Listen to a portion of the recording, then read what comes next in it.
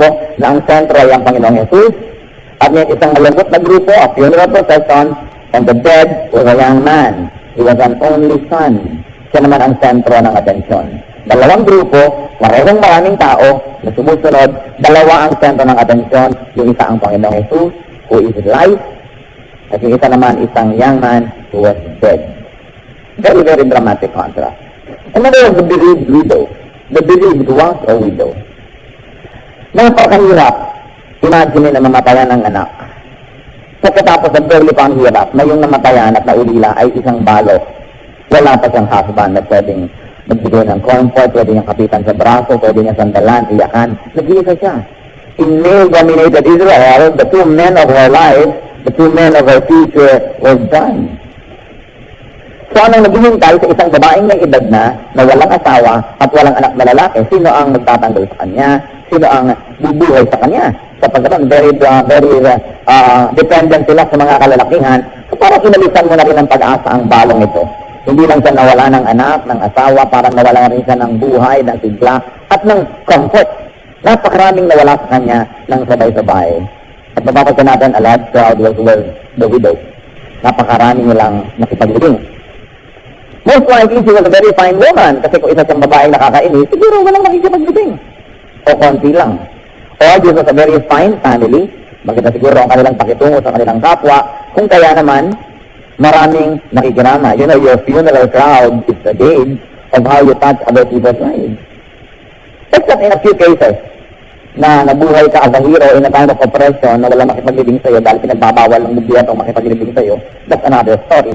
So you die very, very quietly, though you're a great person. But usually, ito ang ating last hooray, last performance of your life, yung may mga nakikipaglibing ba sa'yo o wala.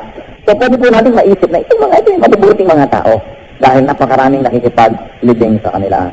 The focus of this crowd was a dead man. So, there, in the town gate, meeting two groups, life and death coming face to face. Jesus who is life, and a man who was very, very dead. What do we see here? A very compassionate reaction from the Lord. Sabi sa chapter 13, when the Lord saw her, his heart went out to her. Ang pakikidalamhati, pagkaunawa at pakikilungkot ng Panginoon ay napakalinaw na inilarawan dito. His our heart went out to her, and the Lord gave a loaded message. There was a loaded, very loaded message from the Lord. At sabi niya po sa babae, don't cry. Sa namatayan, sabihin mong don't cry, napakadali siguro sabihin, easier said than done. Madaling sabihin kasi hindi ikaw namatayan. Pero, hindi lang empty yung sinabi niya na don't cry. At ito po naman ay mag-ingat kayo, huwag niyo sasabihin sa lahat ng namatayan, don't cry. Kasi may ginawa si Lord na dahilan kaya sinabi niyang don't cry. Luke 7:14 to 15, then he went up and touched the coffin, and those carrying it stood still. He said, young man, I say to you, get up. The dead man sat up and began to talk. And Jesus gave him back to his mother. O kaya naman pala sinabing, don't cry. Itigil mo na yung pag-iyak at gagawa tayo ng dapat gawin na isang mabuting bagay. Hindi, wala naman kayo ginagawa doon sa namatayan, papatigilin yung umiyak. Pagkakan yung don't cry, sabihin na naman, bubuhayin mo ba? Hindi pala, tumahimik ka dyan, hayaan mo ako umiyak. No? Kasi ang hilig-hilig natin umawat, bakit nga ba lahat ng umiyak ka na mamatay, tinipigil? Hayaan yung umiyak. Kasi, para makarelease yung emotion. Para hindi bigla na lang namigas. Hayaan yung umiyak. Bakit tinipigil umiyak? At yung sumasama, gano'n ako. Huwag tinipigilin. Kasi hindi naman niya ito tumigil. Habang pinipigil mo, lalong gusto tumalong doon sa hukay. Hayaan nyo lang na ma-express ang kanilang mga gusto. Gusto pang tingnan yung baka, isa rin nila. Hayaan, tingnan. Mamaya, kung 5 oras pa rin nakatingin ka, siguro magagawin sa kanya na. So, bakit laging pinipigil yung gusto mong dalamhati? Alam niyo yung pinipigil, lalo nang gigigil. So, hayaan. Pero sabi sa Lord, don't cry. And there was an unusual act of the Lord. Very, very unusual here. Kung napansin niyo sa kwento, he touched the coffin. Sabi niya, huwag po kayong umiyak. At lumapit siya doon sa buhat-buhat na taul at kanyang hinipo. Bawal yun. Sa law ng Israel, you don't touch the dead, you don't touch this coffin that carries the dead. You don't do that. Because the dead is unclean. But the Lord, in his ministration to this widow, was very sad, broke human rules. Ay, minsan yung rule, yung mga religious rules, mga human rules, hindi naman laging yun ang rule ng Diyos. Alam niyo, one thing I have discovered in the many, many years ang pag-aaral ng Biblia, kadalasan, mas mahigpit ang pastor kaysa sa Diyos. Mas mahigpit ang relihiyon kaysa sa Diyos, mas mahigpit ang mga kapatiran kaysa sa Diyos, at ang Diyos mas madaling magpatawad kaysa sa mga kapwa Kristiyano. Kaya dapat nalalampasan natin yung relihiyon, nakakarating tayo sa tunay na Diyos para nagiging relevant yung pananampalataya.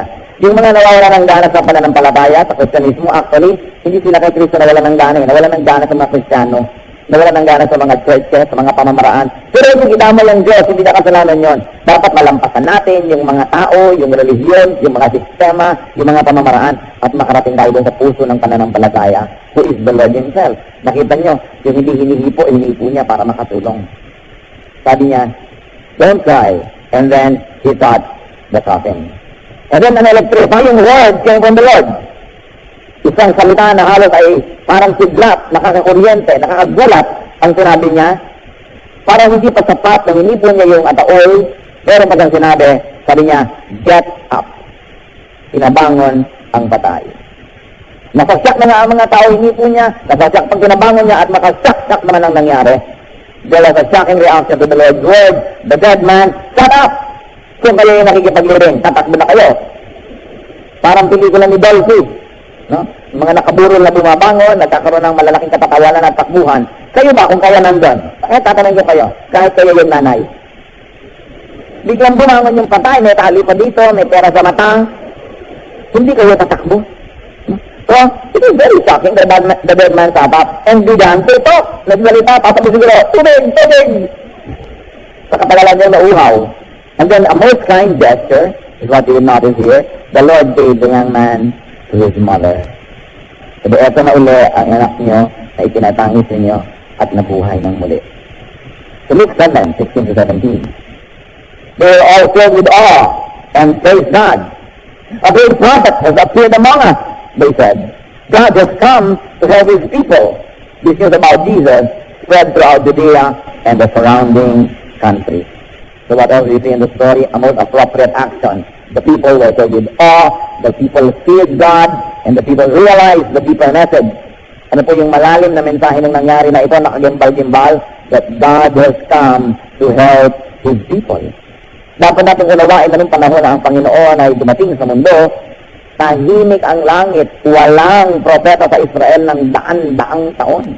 Walang mensahe ang Diyos, para bang walang Diyos, parang walang kalugod-lugod ang kaluguran ang Diyos sa Israel, walang ipinapadalang mensahero. The silence was broken only by John the Baptist. John, who said, I came to clear the way for the Lord. Repent, repent, because the kingdom is at hand. Noon lang uli nagsalita ang langit sa napakatagal na panahong tahimik. At walang mensahero, walang propeta. Kaya sabi ng mga tao, God has come to help his people. Dumating na siya. Ano pong help yun? Siguro ang pinakamasakit mangyari yung mamatayan. Pero kung yung patay binubuhay, ano pang sakit ang pwedeng dumating sa tao? Ano pang hirap at hinagpis? Ang maghihigit pa doon sa nasolve ni Lord na buhay ay ibinalik. At hindi lang buhay na physical ang ibinabalik niya. Sapagkat kahit mabuhay ka naman ulit physically, mamamatay ka na naman ulit physically. Siyempre itong lalaki ito namatay ulit, alangan namang hindi. Sinamatay din uli yun, lumungkot uli yung inanon kung sakaling nauna sa kanyang ina. Pero pinahaba-haba naman yung kanyang kaligayahan sa mundo. Pero hindi lang yun ang buhay na ibibigay ng Panginoon Jesus. Buhay na walang hanggan. Yung buhay sa kabila, yung eternal life, na hindi na muling mamamatay yung espiritu at ang lahat ng mananampalataya ay magiging magkasama habang panahon. Kaya sabi nila, God has come to help his people. Because the greatest problem and difficulty and problem of people is death. Kamatayan. Kamatayan na nagpahiwalay sa'yo sa mga mahal sa buhay, nagpahiwalay sa'yo sa Diyos, tapos ka sa impyerno, napakalaking problema. Kaya sabi sa Bible, where, O death, is your sting? Nasaan ang iyong kamandag? Ngayon narito na si Jesus, baliwala na ang kamatayan. Kaya sabi ni Paul, for me to live is Christ, and to die is gain. Because when I die, I miss my God. So nawalan ng kamandag, nawalan ng tibo, nawalan ng pananakot at kapangyarihan ng kamatayan dahil kay Jesus. And then, the news about the Lord spread all over the region. Kumalat ang balita tungkol sa kanya. Natural, pag-uusapan nyo, biruin nyo, isang taong patay na buhay at napakaraming saksi. positive at napakaraming nakikipaglibing at napakaraming kasunod ni Lord. Nagtagpo yung dalawang malaking grupo na yan dun sa tarangkahan ng bayan. At pagkatapos, ang patay ay nabuhay. Napakaraming magkakalat ng balitang yan at napakaraming magsasabi. Ano pang kinalaman natin sa kwento? Marami. At ito sa mga natin matutunan dyan, brothers and sisters. Life is what you focus on. Kung ano ang titigan mo sa buhay, yun ang iyong makikita. Crowd A was sad because it was focused on the dead man. Crowd B that was coming into the town was happy, hopeful, upbeat, and excited because it was focused on Jesus Christ. Saan kayo nakafocus sa buhay? Laging may namamatay, laging may buhay, may ipinapanganak, may namamatay. Something's lost, something's gained in living every day. What do you focus on? If you focus on your losses, you will always be sad. But then the law of impenetrability says that one thing occupies one place at one time. Unless you lose something, your hands will not be free enough to receive a new thing. So you say goodbye to something, you say hello to someone. Napakahalaga po na nakikita natin na ganun ang cycle ng buhay. Life is what you follow. Life is what and who you follow. Are you following a profession of a dead man? Or are you following the mark of the living God? Ganyan din sa mga relihiyon. Ang sinusundan ba natin ay isang false religion, isang religion ng mga patay at mga leader na namatay na hindi naman nabuhay muli. But Jesus, namatay ngunit nabuhay muli. Kaya ang mga sumusunod sa Kanya, may buhay na walang hanggan. Life is who you follow. Nakita niyo po yung mga sumusunod sa kanila, sa mga drug lords, mga nagda-drugs, ano nangyayari sa buhay nila? Yung mga sumusunod sa Panginoon, ano nangyayari sa buhay nila? Yung sumusunod sa maling payo ng mga kaibigan, ano nangyayari sa kanila? Yung sumusunod sa karunungan, sa wisdom, ano nangyayari sa kanila? Life is who you follow. Kaya pinipili agad-agad. Dalawang grupo. Ang Bible po ang hilig magbigay ng ganyang dichotomies. No? Dalawa laging example. Si Lord nakapako sa krus, may dalawang lalaki nakapako sa kanyang tabi. Yung isa nakarating sa paraiso, yung isa hindi. Para madaling pumili sa inyo. Alin ba ako doon? Ito o yun? Ano bang ginawa nito na tama? Nakarating sa paraiso. Anong ginagawa nitong mali? Hindi nakarating sa paraiso. Ngayon, mamimili ako. Sino sa kanila susundin ko? Dalawa ng dalawa. Dalawa yung tao who built their houses. One built his house upon the rock, another one built his house upon the sand. And the floods came, and the flood rose, the rain dropped, and the wind blew, and the house built on the sand collapsed, because it was built on shifting sand. The house built on the rock stood, because it was built on the rock. So pipili ka, will I build on the rock? And 1 Corinthians 10:4 says, the rock is Christ. Or will I build on the sand?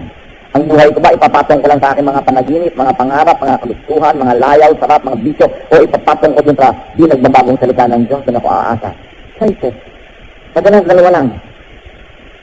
Nakikita natin, napakaraming ganun. Kaya ito ngayon, mas simple ang choice. Kaya ba isasama dun sa libing, o sasama kayo dun sa marcha ng buhay ng Diyos? Don't overread. Baka may hindi na makapaglibing kahit kailan sa mga tunay na libing. Hindi yan ang sinasabi natin. Kundi, huwag ninyong gawin na ang buhay ninyo, lifestyle nyo, ay parang laging living. Lagi na lamang nagmumukmok, lagi na lang nalulungkot, lagi na lang iniisip ang wala.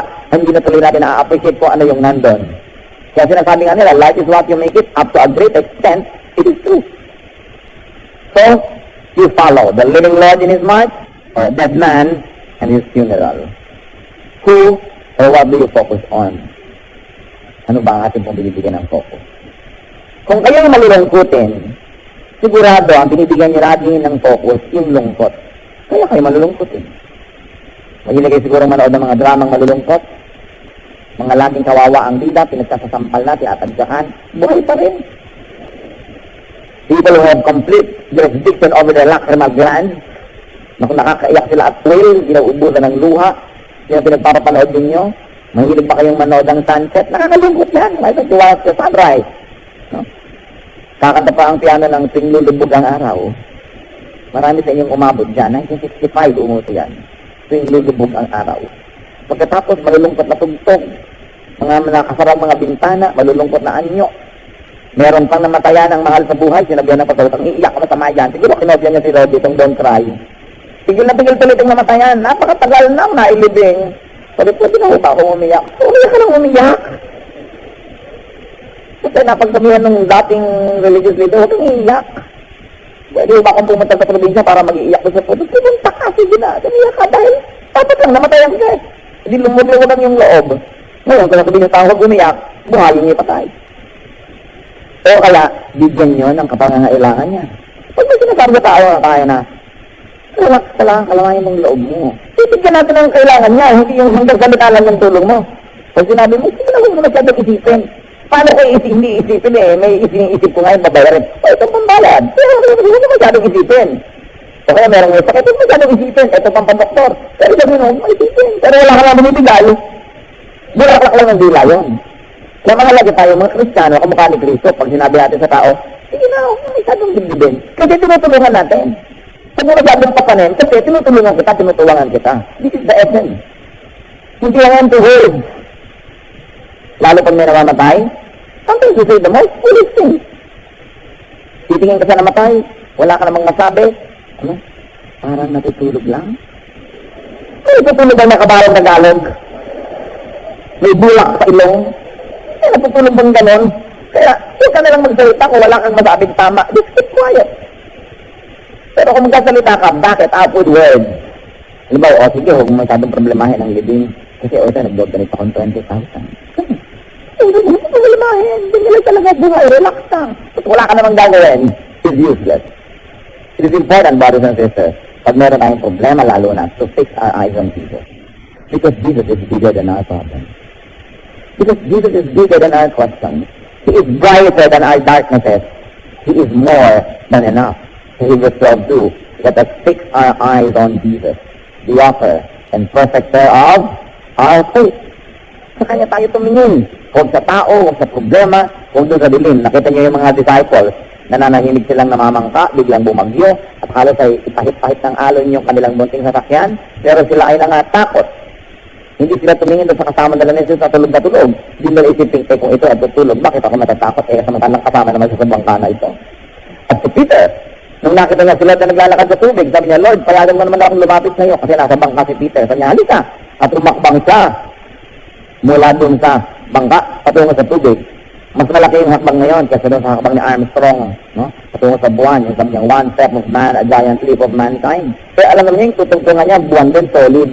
Pero si Peter, tumungtong sa tubig, napakalaking exercise of faith. Isang paa, tapos dalawang paa, tapos naglalakad siya sa Panginoon, papalapit, no? Naglalakad sa tubig. But, the Bible says, he began to look at the waves and the wind. Kasi yung wind, nadalang tubig, so halos naging invisible yung wind because of the water. And he began to sink. Nung umalis ang kanyang paningin kay Jesus at tulong na niya yung mga alon, yung malalakas na hangin, nag-umpisa siyang lumubog. Sa ating ding buhay, mga kapatid, pag may suliranin, pag may mabigat na dala, pag yung problema ang tinitigan mo at hindi si Jesus, lulubog ka ng lulubog. But Jesus is bigger than any problem that you can have. Bakit kailangan na tumingin ka na sa maliliit ay tingnan mo yung malaki, ang Panginoon? And what else can we learn from the story? Christ sympathized with the bereaved. Siya po ay lubos na nakiisa at lubos siyang nakiramay. Siguro, dahil ang alam naman ng Panginoon ang mangyayari sa kanyang buhay, naalala rin niya, nakarelate siya sa widow dahil mangyayari rin yon sa kanyang ina dito sa lupa, si Gireng Maria. Because even Mary would become a widow and lose her son, Jesus. At alam natin, no, ang Panginoon ay nakapako sa krus. Hindi ang sarili niyang inaalala niya si Mary, matanda na, balo na rin kasi after 12 years old nang mention kay Lord, hindi na na-mention ulit si Joseph. So apparently, namatay na rin, naging balo na rin si Mary.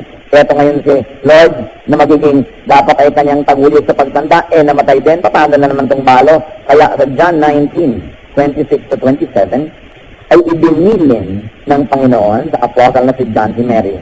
When Jesus saw his mother there, this is at Calvary, sa crucifixion, and the disciple whom he loved, standing nearby, he said to his mother, "Dear woman, here is your son." And to the disciple, "Here is your mother."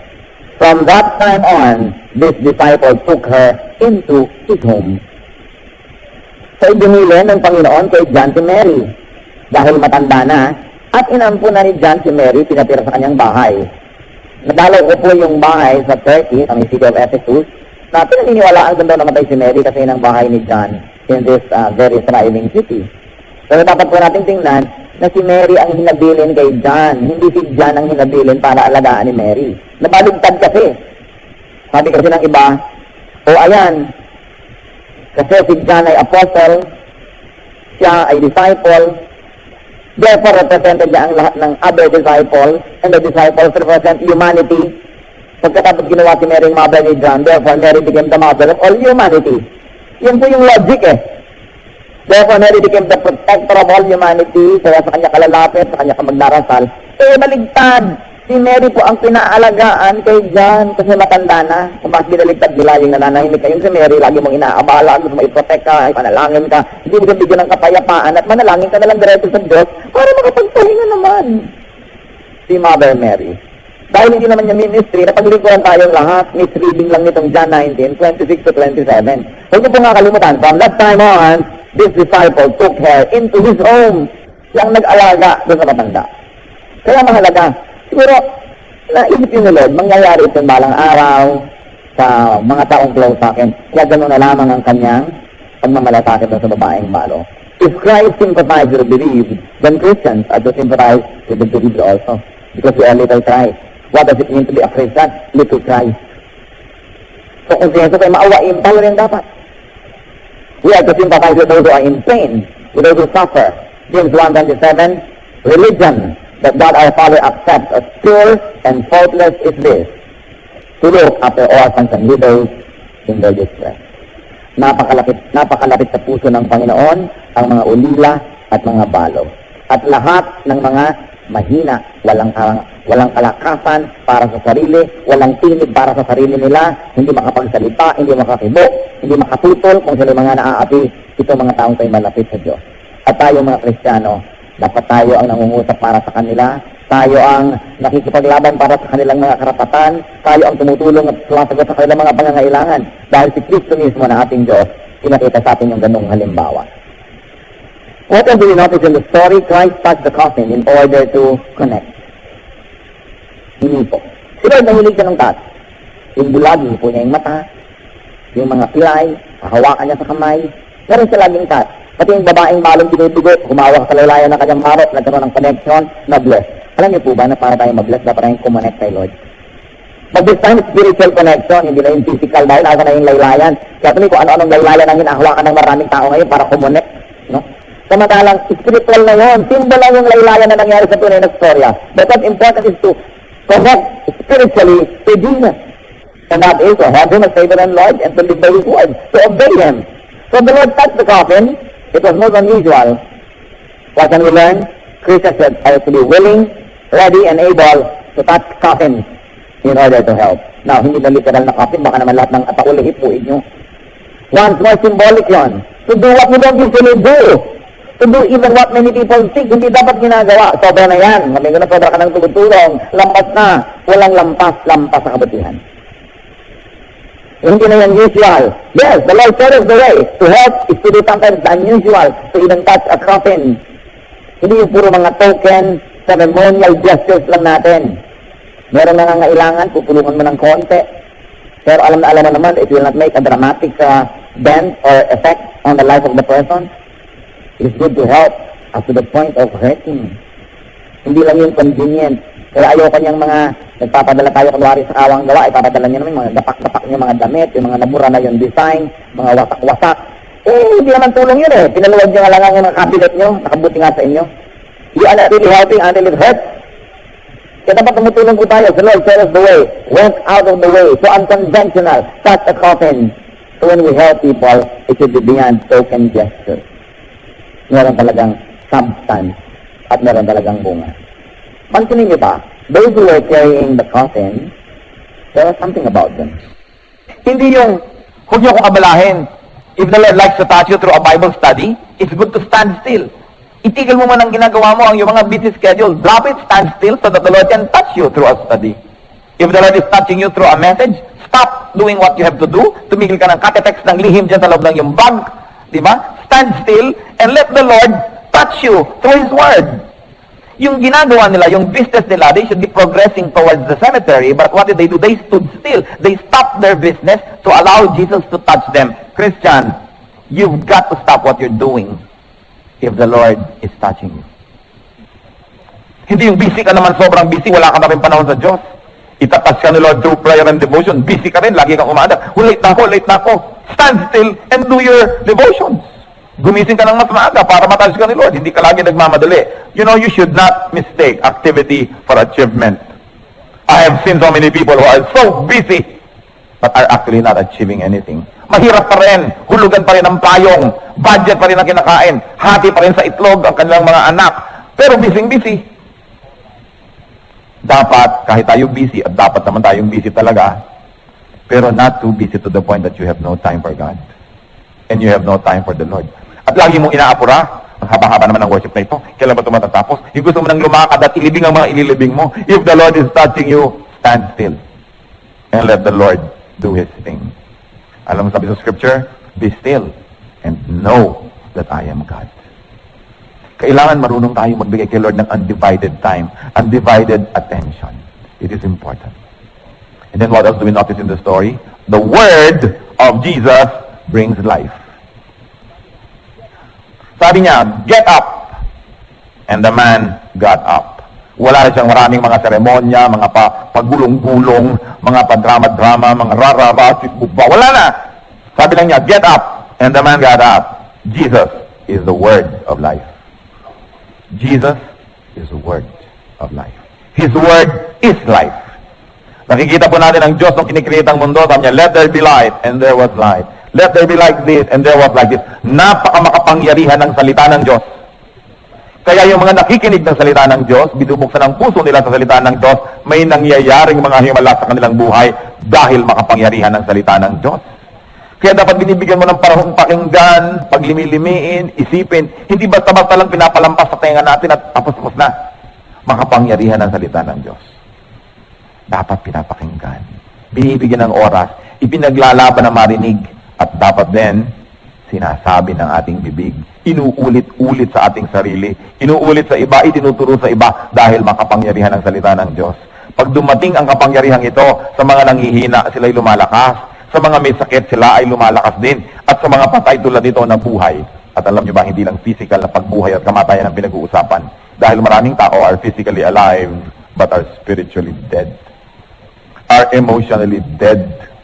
Naglalakad lang pero parang zombie. Walang pinupuntahan. Malayo ang tingin, pero walang tinatanaw. Lalo't iniwan ng nobyo. O kaya hindi nabayaran ng nagkautang. Nakatulala. Wala sa sarili. Ang daming taong ganon. Anong kailangan nila? Salita ng Diyos. Dahil ang salita ng Diyos ang nagbibigay ng buhay. Life is in the Lord's Word.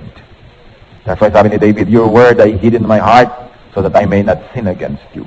It is important to memorize God's word, to talk about God's word, to speak the very word of God to people and to ourselves. Those who need life must first hear the word of life. And Jesus is the word of life.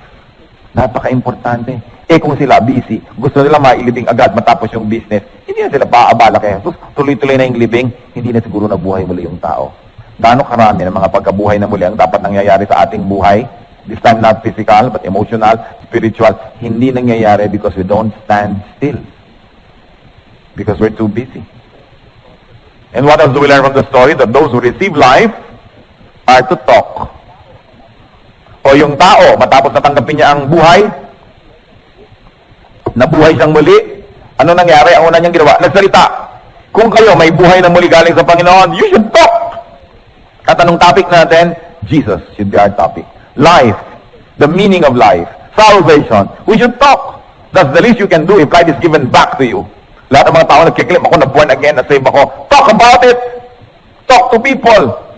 Explain it so that they too will hear the word of life. And what else do we learn? Those who witness the Lord's mercy, the Lord's goodness, the Lord's power are to talk. So ano nangyari? Pinag-usapan yung nangyari hanggang lampas-lampas pa sa Judea. Pero dapat tayong makalampas lalo sa nilampasan noon. Acts 1:8, the Lord says to His people, and you will be my witnesses in Jerusalem, in all Judea, and Samaria, and to the ends of the earth. Dapat ipagkalat natin ang katotohanan that Jesus is life, that people can find life in Him. Why? Because faith comes from hearing. Romans 10:17. Consequently, faith comes from hearing the message, and the message is heard through the word of Christ. Sabihin ganun. The message is heard through the word of Christ. But faith comes from hearing. People are to hear the Word of God. Kaya wag po tayong laging magpapabaya, laging magsalita, hindi kayo masisiro. Sabi sa Bible, my word will always accomplish the purpose for which I send it. It will never return to me empty. So ang salita ng Diyos, oras sa pinawalan ninyo, pagbalik niyan, may bunga, hindi bumabalik ng walang bunga. Kung minsan lang matagal bago makita yung bunga, kung minsan naman hindi natin makita, yun pala yung bunga, pero walang pagtuturo, walang pag-share, na walang nangyari. Lahat may nangyayari. So hindi tayo dapat magkulang at hindi tayo dapat manghinayang sa ating mga effort. My word will never return to me empty, but it will always accomplish the purpose for which I send it. That's what God says about His word. Habang nililimin natin ang kwentong ito, ang tanong ko ay, do you have a dead son? Meron po ba kayong patay na anak na lalaki? And I don't mean literally na. Meron ba kayong bahagi ninyo na patay? Meron ba kayong emosyon na napakalalim na malungkot? Meron ba tayong mga takot? Meron ba tayong mga pagkawalay sa Diyos? Meron ba tayong mga mahal sa buhay na patay? Yung nandyan lang, humihinga-hinga, pero walang buhay, walang gana sa buhay, in fact, baka ayaw ng mabuhay. Meron ba tayong mga ganito? Ang dapat po natin gawin sa sarili nating mga patay-patay na bahagi ng ating katawan o sa mga taong patay ang espiritu, patay ang emosyon, dalhin sila sa Panginoon. It was no accident that this party met the Lord's party by the gate. It was a divine appointment. Kaya kailangan po igawa din natin ang divine appointment ang mga mahal natin sa buhay. Dalhin sila sa Panginoon. Gaano karami sa inyo ang uuwi ngayon sa bahay na may mga patay? Dahil ang sabi sa Bible, unless a man is born again, he cannot see the kingdom of God. In other words, he is not alive. He who has the Son has life. He who does not have the Son shall not see life, but the wrath of God rests upon him. So by that definition, lahat ng taong hindi pa tumatanggap kay Kristo bilang Panginoon at tagapagligtas, spiritually, they are dead. And their dead spirit is only waiting for the body to die so that the dead spirit will be released into the world of the dead. But before the body dies, the dead spirit must have life again, must be born again, must accept Jesus as Savior and Lord. Meron ba kayong uuwian ngayon ng mga patay? Dapat silang dalhin sa Panginoon.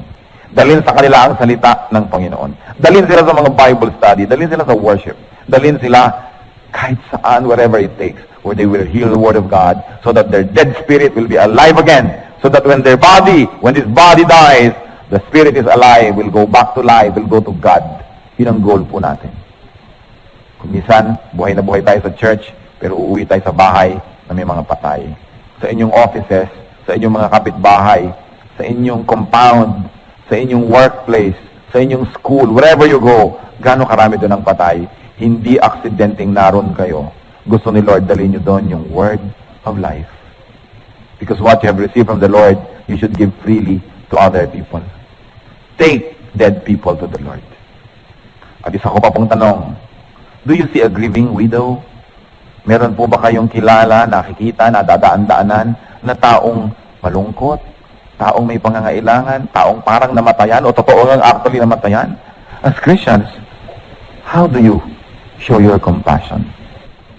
O naging sobra na tayo maging mas kasarili at manhid sa pangangailangan ng iba? Napapansin ko po, maging sa aking sarili at sa marami kong mga kaibigan, pag bagong dating sa Pilipinas, matapos ang ilang araw o ilang linggo abroad, lalo kung galing ka sa West, pag uwi mo sa Pilipinas, ramdam na ramdam mo ang kahirapan ng bayan. Kitang-kita mong kupas-kupas ang damit ng mga tao. Kitang-kita mong gapak-gapak na yung mga handbag ng mga babae ginagamit pa. Kitang-kita mo ang mga bahay-bahay na pinagdugtong-dugtong na kung ano-ano naging bahay. Kitang-kita mo ang hirap. Pag kumakain ka sa mga restaurant, kakunti-kunti ng mga laman ng mga ulam ng mga service. 3 hiblang tapa, 3 buto ng kamatis, no? Yun na. Compared sa mga pinanggalingan mo na talagang tambak na mga servings, lalo kung galing ka sa Estados Unidos kung sa napakalakas mag-aksaya ng pagkain. Tambak, bundok, ang lalaki para mga tabo ang mga baso. Tapos uuwi ka rito, ramdam na ramdam mo. Kitang-kita mo ang mga pulubi, kitang-kita mo ang mga hirap, pero patagalin mo ng mga 2 linggo, di mo na muli nakikita. Sanay ka na. At alam niyo po kung anong mahirap? Ang masanay sa ganitong mga tagpo dahil hindi na natin nararamdaman ang kirot. Hindi ibig sabihin ay walang sakit. Nagigilang tayong manhid. At yan ang problema sa ketong. Namamanhid kapag may ketong ka, Kaya kinakagat ka na pala ng langgam, may infection ka na, napapasok ka na, hindi mo pa alam, kaya nadidisintegrate ang iyong katawan. Dahil hindi mo na aalagaan, dahil hindi mo nararamdaman ang kirot. Nakakaramdam pa ba kayo ng kirot? Para sa ating kapwa. Marami kang kapatid, maganda-gandang buhay mo, pero meron kapatid kang hindi. Binibigyan mo ba? Tinutulungan mo ba? Oo, bahala siya sa buhay niya. Wala nang kirot. Ang mahalaga ako meron, bahala siya sa buhay niya. Alam niyo naman kung marami magkakapatid, minsan iba-iba yung kalagayan sa buhay. Pero kaya ba ng dibdib nyo na regular at maayos sa inyong buhay? May mga kapatid kayong hindi. Ang mga anak nyo masasarap ang buhay. May mga pamangkin kayo na hindi nakaka-enroll. Pero mga anak nyo okay lang. Kaya nyo. Dapat nating maramdaman ng kirot. Kasi kung mismo sa biological mo mga kapatid, kaya mong ignorin ang ganyan, hindi kaya mong ignorin na maraming street children, maraming mga nagugutom, na maraming mga pulubi, pwede siguro hindi natin siguro kayang masolve ang lahat ng bagay na yan. But if you will solve and help the problems in your immediate vicinity, and if everybody of us will do that, actually changes will happen. O ayaw mo magpalimos sa pulubi dahil baka racket, pero binibigyan mo ba naman lang kahit naman lang biscuit? Yung ba yung sa yung kotse, meron ka man lang, pumapakyaw ka ng mga biscuit at pag may mga bata kumakatok-katok, bigyan mo. Tapos sabihin ng bata, di naman pera, kuripot, kagadunin ka pa ng pulubi, ano? Pero hindi bale, binigyan mo, malugang yung loob.